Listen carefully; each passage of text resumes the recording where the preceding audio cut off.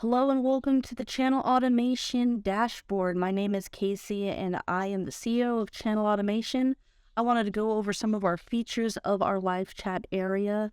If your agent or if your members are logging in, this is going to be the first window they see. So if you're not an admin, this is what you're going to be looking at. On the far left-hand side is where you're going to have all of your channels. And I do have the names blocked off because we do have client names there, and that is for their own privacy. However, you will be noticing that some of these say SMS, some of them have like little icons for like phones, also the WhatsApp logo and Facebook and Google. That's because this is essentially the omnichannel experience, where any channel that you want to attach to Channel Automation is going to be available for you to click on.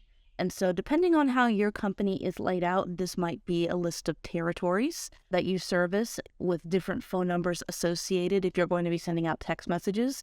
This may be your social media chats that are attached into our system, where like Facebook or Instagram chat, anytime somebody reaches out to you there, the messages will be coming up in the channel here on the left-hand side.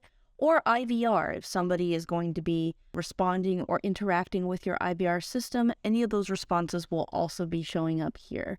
Of course, text and email responses are also going to be available as well. So far left-hand side is where you switch between those channels. And the reason we separate all of those SMS channels is because we usually have area codes associated with the phone numbers that we're using to text your clients for better deliverability. This middle section right here is going to be where you see incoming messages. So you'll notice it says open right here. That means that the conversation is still open. Let's say, for example, a client messaged you in one of these channels and they were like, hey, I'm interested in learning more. Open messages are going to be coming into this section. Now, anybody who has already had a conversation with you and the conversation is over, I recommend using this drop down right here and changing them to done. This also applies if you are in the middle of a conversation with somebody, but you're waiting for them to respond. Maybe you're asking like, hey, what day and time is good for you to meet? You can change them over to pending. Now, once you change over the conversation to match how the conversation has been resulted, essentially, you are able to access those lists, everybody that you've marked, using this drop down up here. All messages will be literally all the messages that have received automation. Open messages are going to be new messages that people are incoming from the channels. Pending is going to be where you mark those specifically, like I showed you over here, the conversations that aren't quite done, but you're waiting on something for them to happen. Spam, typically you're not going to be using unless you're getting a lot of, bogus information coming in, like maybe Facebook chat, there's some bots that are trying to message you. That's where you'd put that in the spam category. And then, of course, there's the done category, which you would put conversations in that are complete. And when I say complete conversations, I mean somebody has maybe said, like, stop, don't contact me anymore. Those would be done, as well as people who have already booked an appointment with you, or there's no further conversation to be had.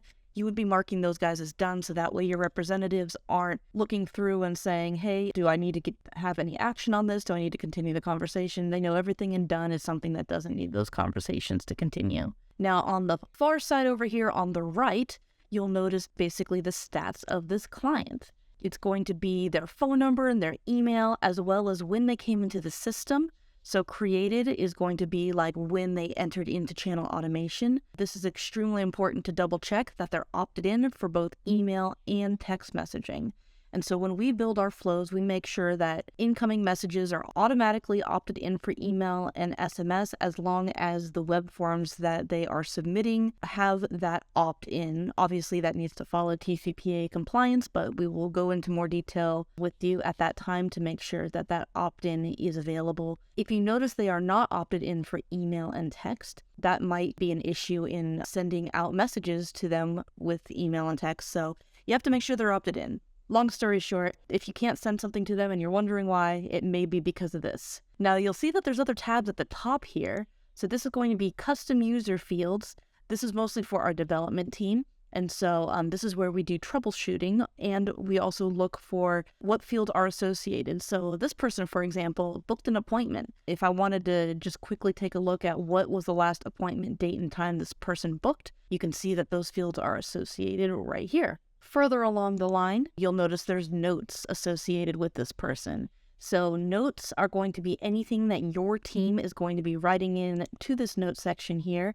I'll go over this in further detail down the tutorial. However, anything that is sent here that is talking about the client but not a message directly delivered to the client is going to appear in that note section. Over here, it's going to be the user tags. This is going to be any sort of dispositions or results associated with this client. This is extremely important to get used to tagging your clients. I mean, this is obviously our channel automation setup. However, I would recommend adding in tags for your company, such as, defer for 1 month, or do not contact DNC, booked appointment, or follow up. That is where you're going to be housing all of that information. And so any sort of result associated with this conversation, that's where the tags are going to show up. Further down the line, you're going to see subscribed sequences. This area is important if somebody does not want you contacting them anymore.